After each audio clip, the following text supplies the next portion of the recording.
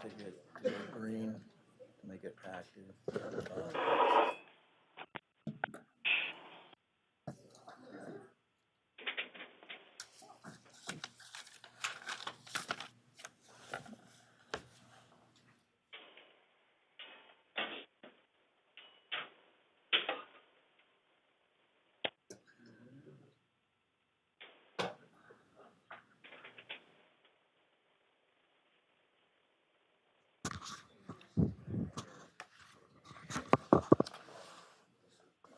We got one of these printers.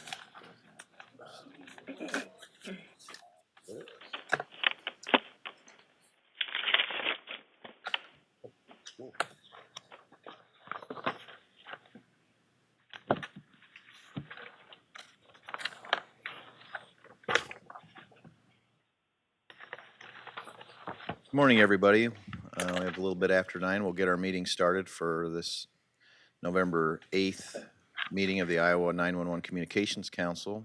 Welcome, everybody. We can do guest introductions. I think I'm missing my usual guy who does that, but if somebody could take a mic out, if we start maybe on this end down here and work our way out to the folks here and then on the phone. Robert Johannesson, Iowa Department of Public Safety. Jack D'Angelo, Sully Telephone, representing small telcos. Judy Flores, Blackhawk County, representing APCO. Mike Bryant, our professional firefighters. Rob Rotter, Iowa County Sheriff, representing Iowa State Sheriffs and Deputies Association. Lawrence Harpence, representing IJIC.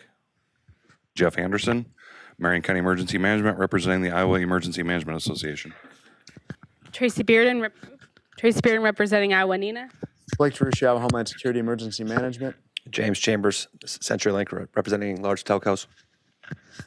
Mark Murphy, Dubuque 911, representing Iowa Firefighter Association.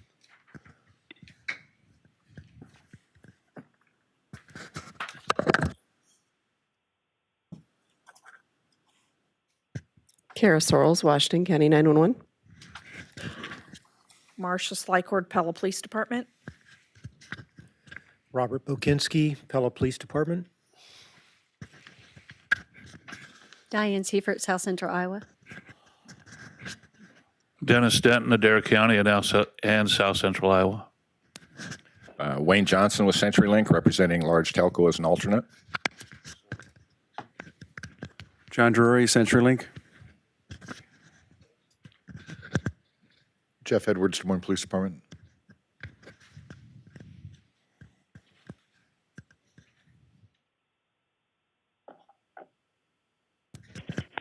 Joel Martin, Iowa Utilities Board.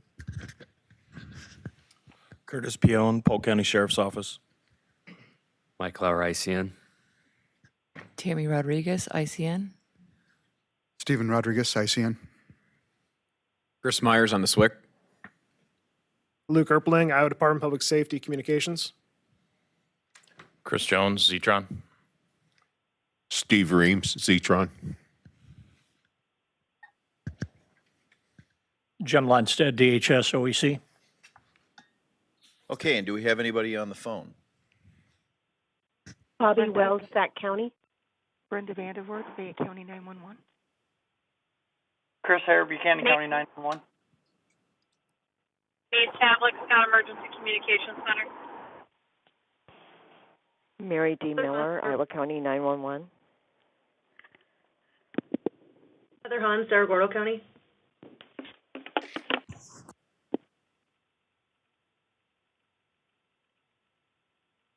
Okay, thank you and welcome. Before we go to approve the agenda, there's be one change to the agenda. We did have planned to have Bob Seibert join us today and honor him for his many years of service to the 911 Advisory Council. Unfortunately, he had a death in the family and has to travel a fair distance, so we will try to get him back in the December meeting. So other than that, I don't have any changes to the agenda. Would I have a motion to approve today's agenda? So moved. Motion and a second. Do we have a second? Second. All right, any discussion?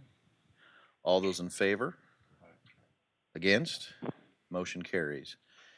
And then likewise for the October 11th minutes. Do I have a second? Motion and second, and is there any discussion? All those in favor? Against? And motion carries. Blake?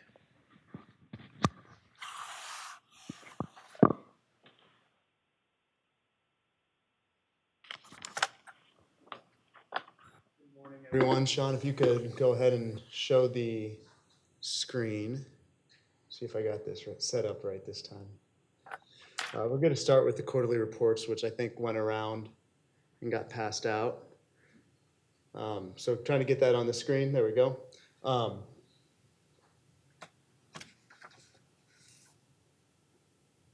little bit bigger for those that are on the video. So this is pretty much what you've gotten used to looking at. Just want to point out a couple things. This is labeled the first quarter of 2019. That basically covers what, July, August, and September. So it's surcharge that's actually remitted to us in October, covering those 3 months. So because it's also the first quarter of the fiscal year, that's when we get our funds for the program administration. So you see the $250,000 coming out for HSEMD funding. The other only changes that you might see on this from what you're used to is the virtual consolidation effort has been added in as a line item. We're starting to see some of those non-recurring costs as we start building out that infrastructure. So at this point, there is approximately $13 million in the operating surplus. When you kind of take out the catastrophic reserve, if we had to zero that fund out today, there would be $9.5 million available to do so. Briefly show the quarterly payments, which all should have been received the end of October, beginning of November at this point. Again, not much out of the ordinary here. Just as a reminder, we do, as well as sending this out to the council, we do post these on our website as soon as they are completed. So if you're ever curious and want to go look at it on your own, it is on our website.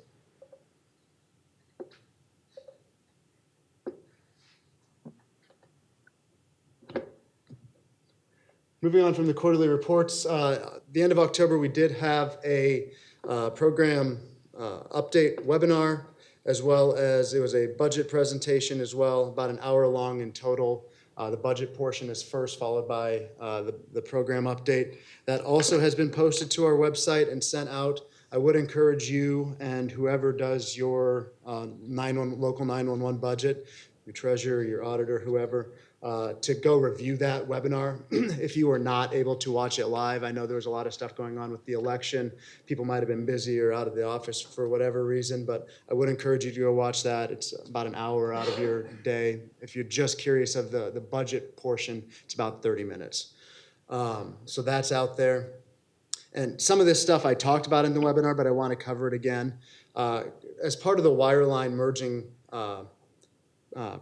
project, Comtech TCS did send out about a 5-question survey that we need your feedback on to get that wireline information. We don't have it. We, the state, don't have it. Comtech doesn't have it.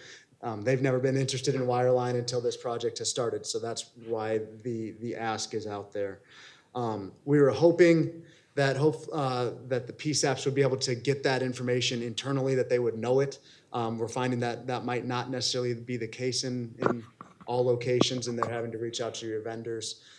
Thank you to the vendors that have helped out with that outreach. I'm going to do a little something different at the end of this as well. I'm going to have both Zetron and ICN present specifically on their projects at the end of my presentation.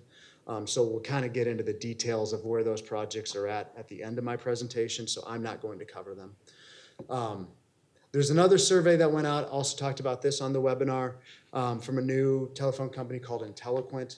Again, we don't have all of that information that they're looking for at the state level. We can help with probably about 3 questions, which we're happy to do, and we'll be working with Comtech to get that information directly to IntelliQuint. But we do not have that information. So again, you probably gonna have to work with the vendors, PSAP vendors, to get that survey filled out. Just a reminder then that annual state 911 forms are coming due January 1st. Still seeing those kind of slowly trickle in, but I'm sure as soon as I send out a reminder email one of these days, we'll be inundated. Give you an update on the 2019 GIS grants. In October, we had another 6 counties meet those benchmarks for a total of $48,000. That brings the 4-month total up to 49 counties, and you can see the total is $336,000.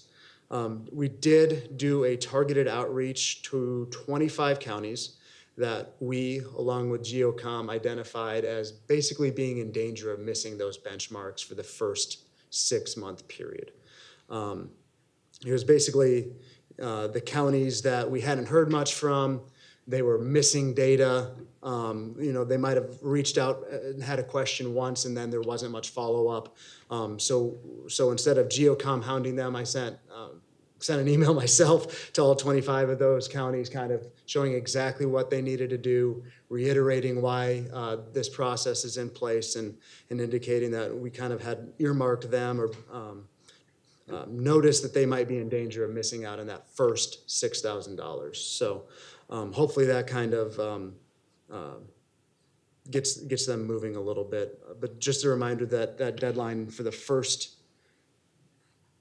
grant payment is December 31st, and then starting again in January 1st, everyone uploads their information again, additional $6,000 becomes available. Do you have a question? Okay, sorry. Give you an update on where we're at with the current Council Travel, Public Education, and Training Fund. We've gotten quite a few invoices in, so you've seen the expended number go up. Expended at this point nearly half of the fund, with quite a bit still obligated, pre-approved for other training that's been out there. At the moment, when that moratorium is lifted, it looks like there'll be about $12,000 available. So it's kind of on the agenda for later to kind of put some more policy behind what already exists. So I have some slides for that I'll be able to put up here for everyone to see and take a look at when we're having that discussion. Finally, just the ongoing ISICS Consulate project with Homeland Security Grant Program dollars. Most of this you've seen before, you're familiar with it. Just a reminder that the deadline is tomorrow. And so far, unless Chris has a different update, there's been 63 submissions. So that, to me, that is a pretty good feedback. I told you earlier on some of the surveys, we're having a hard time getting information. So a response of 63 out of all of the PSAPs in the state is actually a pretty high rate of return. Any questions for me? Yes. I do. So I did have a question. Yeah. Can we go back to the quarterly report? Yep, sure. For a minute, please? And this may be just more for me than everybody else, but so the roughly 60,000 that each PSAP was getting at the end of last year, approximately 7 million, has that been sent? Yes. Yep. Okay. That would have been sent in August, early August. Okay. So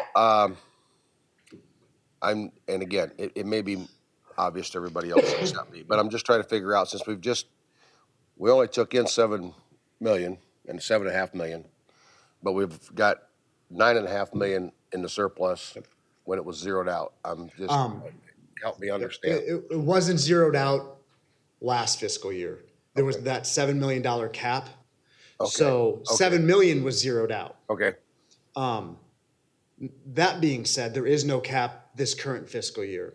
Right. So come July 1st, or actually once we pay the bills, right. Whatever is left in that fund. So again, if it was today, right. 9.5 would be passed Right. out. Yeah. Okay. Yep. So it's a moving. Okay. Yep. Thank you. No problem. Good question, though. Was that a question on the line? If not, I will turn it over to Zetron, and they will give their shared services portion of the presentation.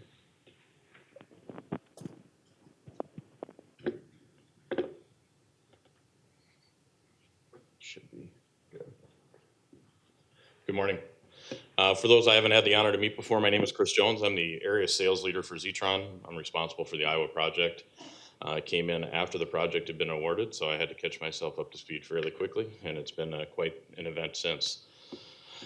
Blake asked me to just kind of give a brief update of where we're at right now since the last time we were able to come and speak. Some of the new and notable items that we have, October, we did take our 23rd letter of intent intake from Blackhawk County to join the shared services program within the state. Since June 1st, we've secured our host locations, I've identified, and we prepared for installation.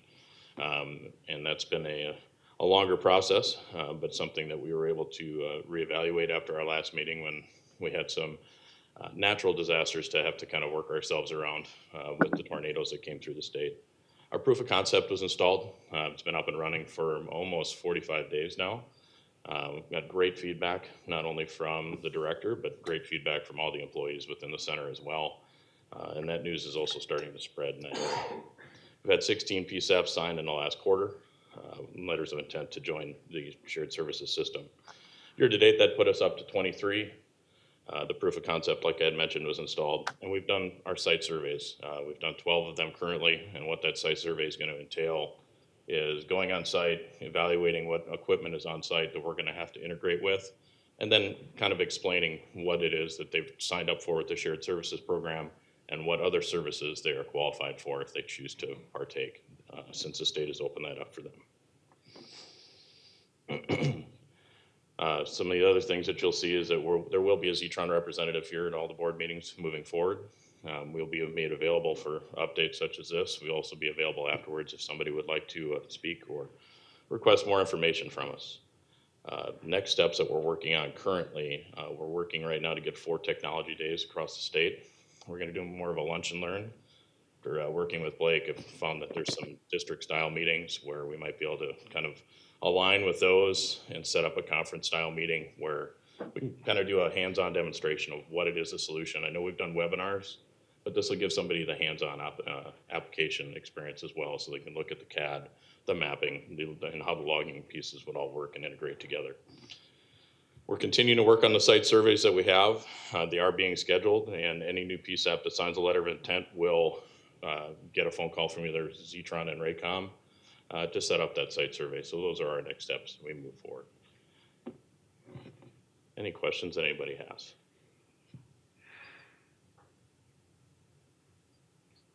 Thank you. Thank you.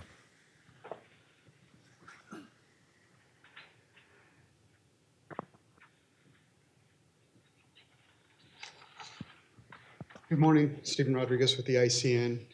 Last month when I presented, I didn't think we would extend our RFP, but we did past the next holiday, the Veterans Day holiday. I guess I'd be remiss if I didn't say thank you for those of you that did serve. But our close date is November 19th now, so I hope to have more information at the next board meeting.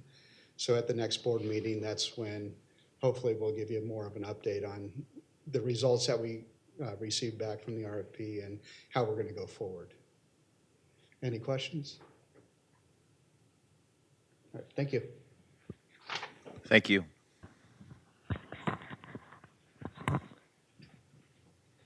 I should add on the wireline component too. There's a lot of players in all of this, but with the wireline migration, Comtech plays a big role as well. So it's not just ICN, it's also once ICN gets all of the wireline traffic to Comtech, they have to be able to get it to the PSAP. So there's, it seems like about 3 or 4 meetings a week with all the vendors that are participating to try to figure out exactly how that's going to be engineered. So kind of the same thing I said as last time.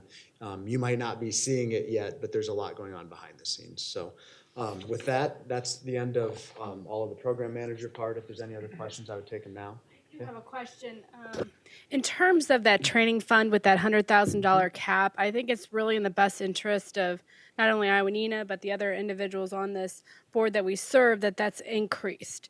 $100,000 goes pretty quickly. There's a lot of invaluable training that could be out there and used by our dispatchers, by our first responders. So what's the forum that we go about to increase that? I know it was a number kind of off the top of the head beginning, but I think we have evidence that it's being used and it needs to be increased. Yeah, it's kind of funny that it's almost too bad that Bob's not here because he'll admit that it was just a number that he threw out there and that's what stuck. But that $100,000 is in 34A. So it's not anything that we make up or can change by admin rule. It would have to go through the legislative process. So perhaps that's something else for the committee to talk about. And just so everyone knows, I think I had the statistic up there last time. I went back to the beginning of that fund and started tracking the number of classes, what the classes were, and the number of participants. So if and when that time comes, we have the data to show how it's been used in the past. And I think it's a good story to tell. Very good. Thank you, Blake. Okay. Any technical advisories from the board? Any in the room at all?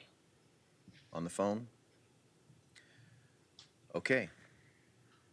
Next up, Chris Myers.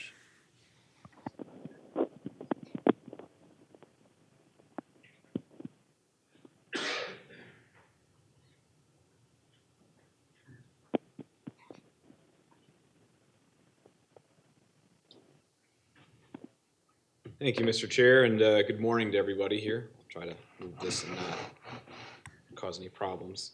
Don't want to damage equipment.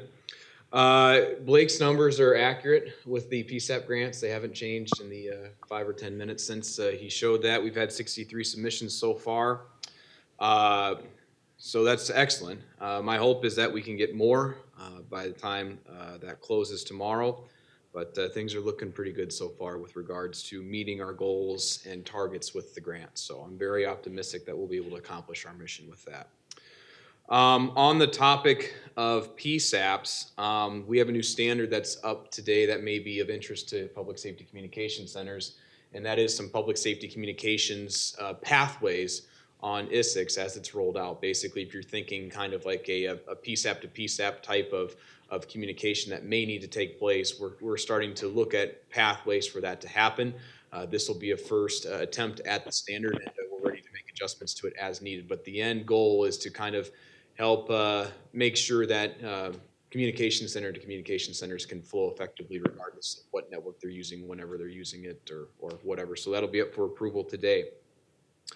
From the training topics that came up before, we have received the OEC course catalog for this next year. One of the classes that looks particularly interesting to me is a PSAP cybersecurity class. This would be a webinar from what I understand, so it's possible that if we coordinate this well enough and we do end up doing this, that we could try to get all 113 PSAPs and secondary dispatch centers on there as well. Cybersecurity is an evolving and moving target that we need to kind of make sure that we're ready to address, and this looks like it would be a good focal point and starting point for us as we kind of endeavor down this world where cybersecurity is a topic of daily conversation. As far as the ISICS network goes itself, build out is almost done. Where I think Melvin will give us the update later today, but I think we only have one last site to finish constructing, so that's good. Coverage testing is ongoing. He'll have an update for that today as well.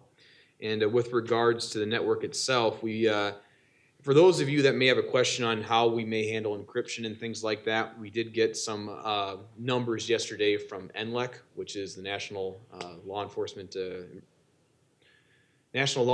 Communications Center. They're in charge of handling basically who uses what for encryption as far as how keys are stored within radios. So the goal there is to have some national level coordination so that if we do encryption on an interoperable network, that everybody has a way to effectively store the key in the radio so they have it. We got our assignments yesterday, so we'll be socializing that with vendors so that as they start programming radios, they can get that pre-configured. So as we start rolling this out in the future, basically everybody should be ready to go. So coordination will take place with that. That's a little bit more of a technical thing.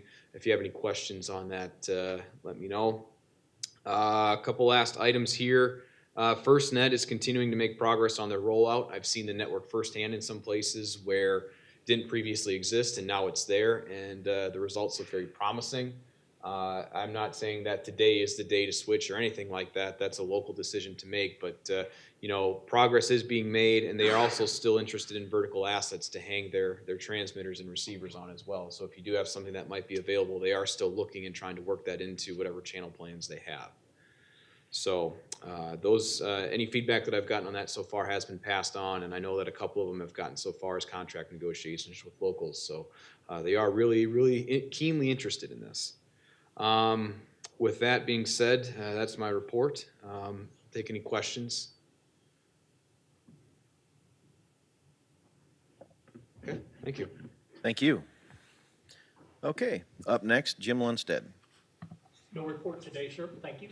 Okay, thank you anyway. Update on our 34A Administrative Code Committee. Yes, I really didn't receive too much feedback from the priorities. There was concern brought up about the amount of information and that are we biting off too much more than we can chew. The one thing that we did receive kind of guidance from the lobbyists is we shouldn't shun away from investigating issues that we want in 34A. They can say no or they can say yes. But we should kind of look into it. And some other guidance I received is that you only get so many cracks at 34A. Yes, we have gone back several times, but there might be a point where they say no. So my recommendation would be to look into what we want.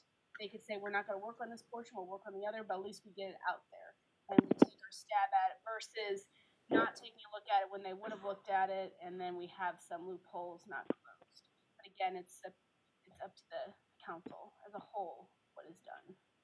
And then once that decision is made, I'm going to schedule the next meeting and break up also separate individual priority meetings, subcommittees, so that individuals who are only interested in this individual priority can just focus on that. More participation. Okay, and just having been at the ISSDA legislative, it's been well received of the fact that we're looking at 34A in the first place, and then the method in which we're doing it, delaying it a little bit, and being more methodical about it. So I do think we need to make sure that we get all the different associations involved, because 34A doesn't just affect dispatchers and PSAPs and people involved in 911, but affects our partners across the board. So I think that we need to have comments from everybody and move forward as unified, so we have the support. And just same with when other organizations have an effort that they want, we can support them and vice versa. So we can be a little bit more successful. thank you. Any legislative issues? Okay. I don't know of any items for discussion unless somebody else does. Question. Yes. Was Tracy asking for a vote from the council? Yeah, I would like firm guidance that I can go ahead and develop these subcommittees and get a meeting so that people can start looking at it, and then I'll go out and invite. I know your organization wants to be involved as well, so I will send out emails to the heads of different organizations to see if they want to be involved and a part of this, so we can kind of continue to move forward, because next year is going to come very quickly. Okay, yeah, that's fine. Do I have such a motion?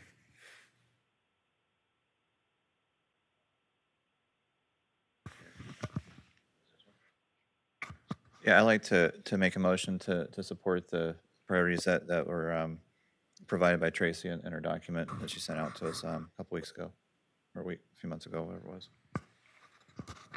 Okay, and my only question with that is, we just talked about trying to increase the $100,000. Would people feel comfortable adding that as another item? We have allowable surcharge expenses in there under funding, so we can just add it as part of the funding discussion. So people that are interested in funding, I can just, if there's no disagreement with the council, I'll just add that under funding. Okay, all right. So, okay, we have a motion to adopt as written Do I have a second? Second. Okay, any discussion? All those in favor? Aye. Against? And motion carries. Okay. Thank you, Tracy. And again, no unfinished business. New business, we were talking about the policy revisions. Blake, would speak on that, please.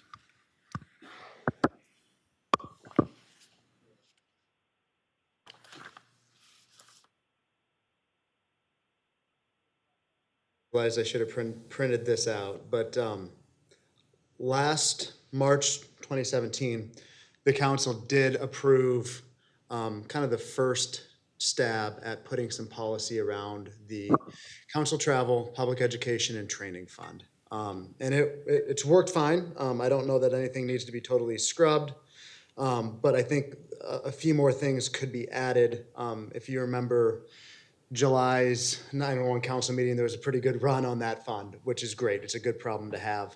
But I think there were some things expressed that just made it kind of everyone's eyes open and made us realize we might need to put some more policy or some more rules behind specifically the training portion of the fund.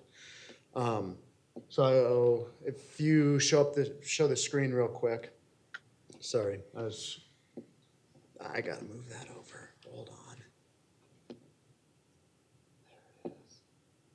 There it is. All right, so that's the policy. The underlying portions are what has kind of been proposed. I have a couple slides to go through this as well, and I kind of broke it into the three parts. So basically, just to review the policy as it exists today, council travel is pretty cut and dry. You guys, basically, for the sake of travel purposes, become state of Iowa employees. You have to follow the DAS travel rules. End of story. That's what's in the policy. That's the law. So not a lot there. It's just in the policy. The public education training component of it has never really been exercised that much. A lot of it's been us kind of using end-of-year funding to do some statewide public education stuff. The last 2 years mostly centered around text to 911, but that's also out there. The changes really on the policy are for training. So I'm going to show, if I can find my mouse. There it is. Kind of the first part of the revisions to the training. And option 2 is actually new based on some of the feedback that I received once I sent this policy out. So it's just training courses will be limited to 2 offerings during a fiscal year and will be considered on a first come, first served basis. If more training is requested than funds available during a given month, that means basically if looks like we're gonna exceed that 100,000 in that particular month, the council would have the ability to pick and choose rather than first come, first served during that particular month.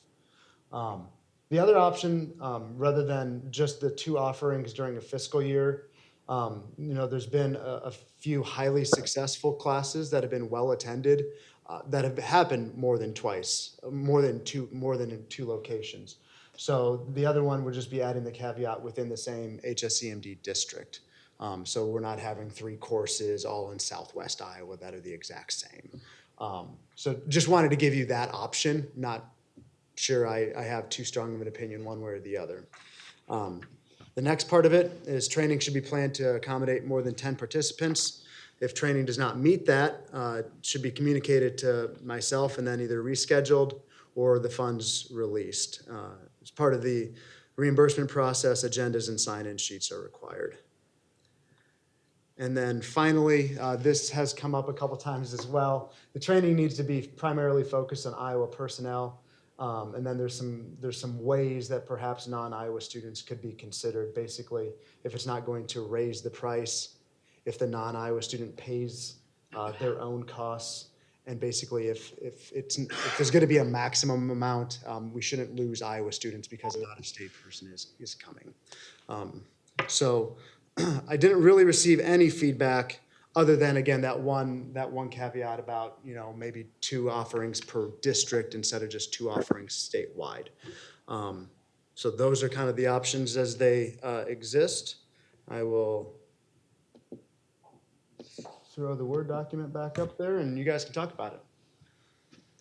I think going by district is very helpful. I agree so too, because a lot of times training occurs in this Des Moines metro area, and for smaller communities, it's harder to travel. The fundings and it increases. So if we do it by district, then everybody, if it's a really hot topic and a popular training, everybody gets that opportunity to be able to attend. Right. Okay. Can we go back to the previous slide?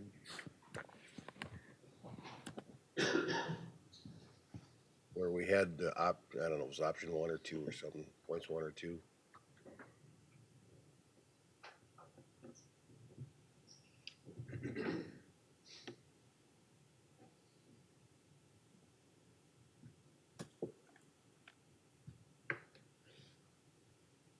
So we're asking to choose, it's currently option 1. That's what I sent out initially. Correct. But you're suggesting option 2? I'm proposing it. Proposing it. Okay. Okay, yeah, all right. That's fine. Yeah, I was not reading it as an option. I was reading it as a point 1 and 2, and I was like, well, they kind of contradict each other if we do both, but I get it. Yeah, on this slide, it would probably be one or the other, or Right. something else that y'all come up with. Right, I get it now. The other stuff, I haven't received any feedback on and seems to make sense. Yeah. So it's really just this part of the policy revision that would be up for Right. discussion. Yep, okay, I follow, yeah. So one kind of contradicted the other, but I agree with option 2 as was previously stated. Thank you. Should we, or do you want to think about putting a cap on training events so that you don't have a bus coming in for $20,000 for a training class? I don't know. Just thought. I think to this point, just for the people on the phone, the question was, should there be a maximum amount that's approved per course? I think at this point, the highest we've seen is $18,000 per one course. So just food for thought. You proposed $20,000. I don't know what the number is, but So yeah. we don't have Right. this huge amount, and then it takes away from other classes Yeah. that could maybe.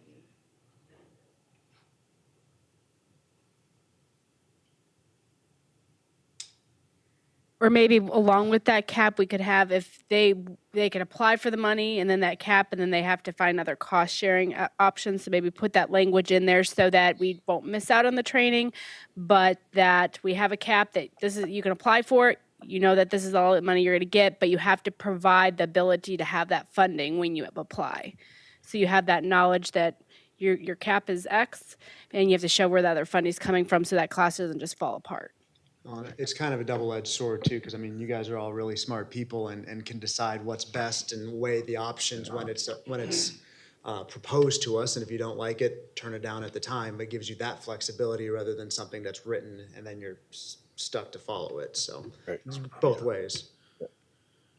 And there was a time when it was hard to give out this money. Now there's this huge competition. So I think the laws of supply and demand are going to go to work for us here a little bit. You know, when you're putting out a class, you're going to want to be the most efficient you can, and hopefully that you're going to be successful in requesting those funds. Yeah, I guess my point would be not to be controversial with a suggestion, but if we have a policy, we're stuck with a written policy. We could approve only a certain amount. I mean, if the training of a lifetime came available, great opportunity that was going to include a lot of people, even though it costs more, we might decide that it's worth it, so whatever that might be. So I guess I would prefer to leave the flexibility into it that we can decide as a council how much we want to approve.